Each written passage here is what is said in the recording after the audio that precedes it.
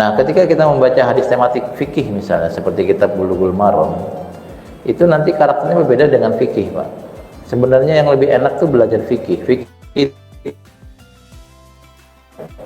ketika menjelaskan sholat, ya sudah ada pembahasan utuhnya, dari mulai syarat sholat, rukun sholat, kesunahan sholat, yang membatalkan sholat, lalu cara pelaksanaan sholat, dan seterusnya. Kita tidak perlu lagi mengkaji ayat Al-Quran yang terkait sholat dan mengkaji hadis terkait sholat. Maka kalau anak-anak itu memang lebih cocok belajar fikih dulu baru belajar hadisnya, kira-kira seperti itu. Nah, ketika kita membaca kitab hadis terkait sholat, maka yang muncul adalah hadis-hadis yang kita harus mikir dulu ini hadis maksudnya apa. Karena nanti ada hadis yang isinya perintah terkait sholat, tapi kita belum bisa memastikan perintah ini masuk kategori rukun sehingga harus ada dalam sholat, atau masuk kategori sunnah sehingga boleh ada boleh tidak, kira-kira gitu Pak.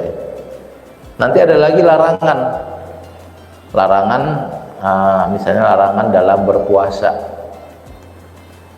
Nah, itu Nabi menyatakan melarang ini saat orang berpuasa. Cuma kita nggak tahu apakah larangan ini menyebabkan puasanya batal atau tidak sampai batal, hanya kalau bisa jangan dikerjakan. Nah, itulah kekhasan kita membaca hadis hukum dan hadis fikih, di mana kita yang harus meramu sendiri ini masuk kategorinya apa dan seterusnya. Beda kalau kita membaca kitab fikih langsung udah selesai, udah paket yang sudah utuh. Nah, kita akan membaca bab syurutis sholat, bab syarat sholat. Sekedar pengingat saja, ada istilah syarat, ada istilah rukun. Belum kita melaksanakan ibadah tertentu. Kalau rukun itu yang kita kerjakan saat melaksanakan ibadah itu, jadi kebayang ya. Kalau syarat sholat itu misalnya harus bersuci, berarti kalau mau sholat harus berwudu dulu. Rukun sholat adalah takbiratul ihram. Nah, saya ulang lagi. Jadi syarat adalah sesuatu yang harus kita lakukan sebelum melaksanakan ibadah. Misalnya syarat sholat harus Islam, ya dia harus Islam dulu baru bisa sholat. Lalu kalau rukunnya adalah apa yang kita lakukan dalam ibadah itu pembedaannya begitu Pak. Jadi kalau tidak ada syaratnya, kita nggak bisa melaksanakan ibadah.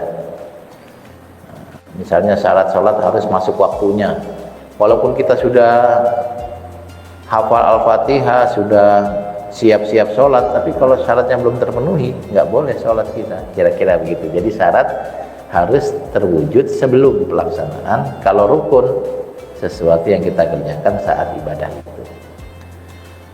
Ini adalah bab tentang syarat sholat. Nah, berarti sebelum kita sholat, kita harus melakukan hal-hal ini. Tentu saja apa yang ada dalam fikih lebih detail daripada ada yang ada dalam hadis. Karena dalam fikih itu bukan melulu dari hadis, Pak. Apa yang ada dalam fikih terkadang berasal dari hadis dan terkadang dari ijtihad.